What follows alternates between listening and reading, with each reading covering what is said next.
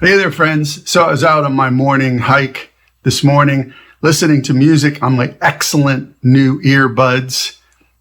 Paid for some big bucks ones, was worth it. And I was listening to Nick Drake, and it reminded me that I should discuss with you, since we've been talking about no headphones, recording live in the room, etc., Nick Drake. Why Nick Drake? Well, I'm sure most of you know who Nick Drake is, but if you don't, please go find out. It will enrich your musical life. So about 20 years ago, I had the great fortune to be able to ask questions to Nick's engineer, John Wood, who recorded all of Nick's released professional records, not the home recorded stuff, obviously.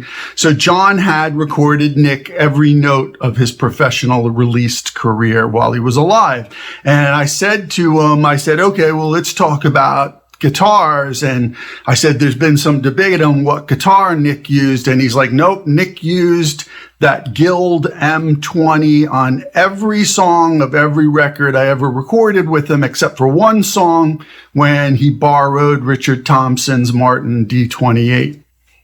So that ends that argument, that it was that little old mahogany Guild M20. Furthermore, there were no phosphor bronze strings back then. They were all nickel. So that had a lot to do with the sound. But also, and this is what pertains to what I talked about previously, Nick's time, his timing, his feel, his time, his playing time was impeccable. Now, some people have a better internal clock than others. I get it. But he obviously rehearsed to a metronome, and he rehearsed a lot, because according to John Wood, all of that stuff was recorded live. Not just Pink Moon, all of the records were recorded live with the band. Now, there were some things that they recorded with just Nick and live singing, playing, and then overdubbed some stuff on top of that later. That is true. But it was all Nick, all live. And especially Pink Moon, if you think about it, that was just guitar, voice, and a little piano on one song. That was it. And he told me that Nick played and sang live. They used 3 Neumann U67 microphones.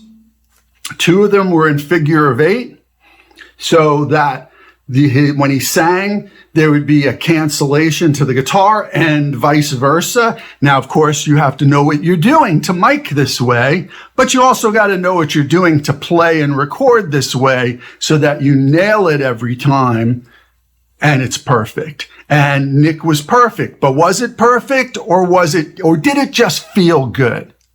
It doesn't matter, because it made us feel something. And that's what I was getting at with this playing live and singing live. So Nick would have one U67 here, another one on his guitar, and they had another one in the distance a few feet away. And that was it. And that's what we hear. And that's what's so beautiful. They were performances. John Wood was recording Nick's performances. That's why they feel so good. And that's why I've been trying to convince everybody, do all the work up front, do your pre-production, rehearse the living crap out of your stuff before you get into the studio. And then, if possible, go in and sing and play live, and do not use headphones, and you will get a better result. At least you'll make people feel something, because it's a performance. You dig? And if the people in the room and the engineer are feeling something, likely other people will as well. So Nick Drake, amazing. I mean, the fact that he was able to do all those complicated, intricate finger picking things while singing, doing it live, and that's what we hear today. Amazing. But you can do it too.